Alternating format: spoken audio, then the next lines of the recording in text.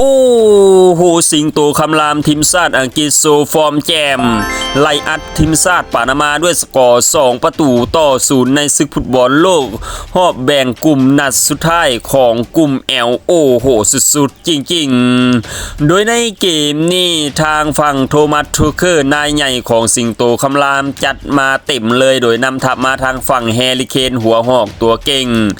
จูสเบอร์ลิงแฮมคุมกองกลางและทางปีกก็เป็นทางฝั่งบูยาโกซาก้าและมาคัตแรดฟอร์ดนั่นเองโดยในเกมนี้เริ่มเกมมาก็เป็นทางฝั่งสิงโตคำรามทีมชาติอังกฤษที่ครองบอลและบุกใส่ทางฝั่งทีมชาติปานามาอย่างต่อเนื่องแต่ในสุดท้ายแล้วก็ยังเสมอกันที่0-0ใน45นาทีแรกมาต่อในครึ่งหลังทางฝั่งทีมชาติอังกฤษก็ยังสืบต่อบุกใส่ทางฝั่งทีมชาติปานามาพอนาที62ทางฝั่งสิงโตคำรามทีมชาติอังกฤษก็ได้เฮจากทางฝั่งบูยาโกซาก้าปีกขวาตัวเก่งแอซิดในทางฝั่งจูสเบอร์ลิงแฮมสัดเข้าไปทำให้ทางฝั่งสิงโตคำรามทีมชาติอังกฤษออกนำทางฝั่งทีมชาติปานามาด้วยสกอร์1-0ในนาที62โอ้โหสุดๆจริงๆและท่านมาในนาที67ทางฝั่งทีมชาติอังกฤษก็ได้เฮอีกครั้งจากทางฝั่งจูสเบอร์ลิงแฮมเปิดบอลสุดสวยมาหาทางฝั่งแฮร์รี่เคนโคกเข้าไปทำให้ทางฝั่งสิงโตคำรามทีมชาติอังกฤษหนีห่างทางฝั่งทีมชาติปานามาด้วยสกอร์2-0ในนาที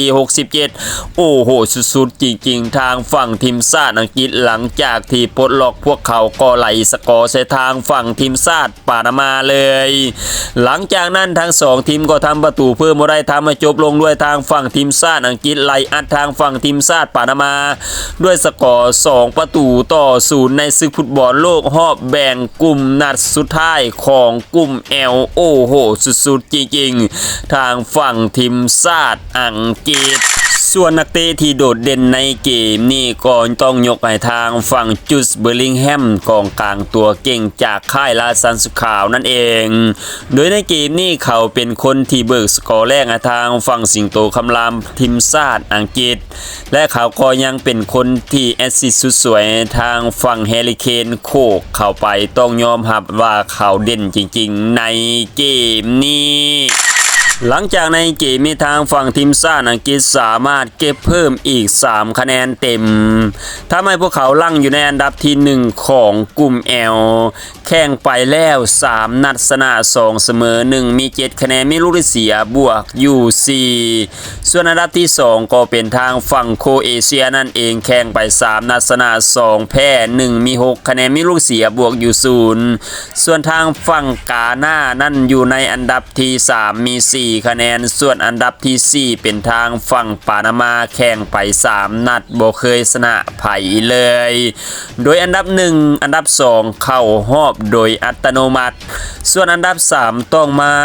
ลุ้นอีกทีว่าหาอันดับ3ที่ดีที่สุดเพื่อคัดทะลุเข้าไปในรอบน็อกเอาท์รอบ32ทีมนั่นเอง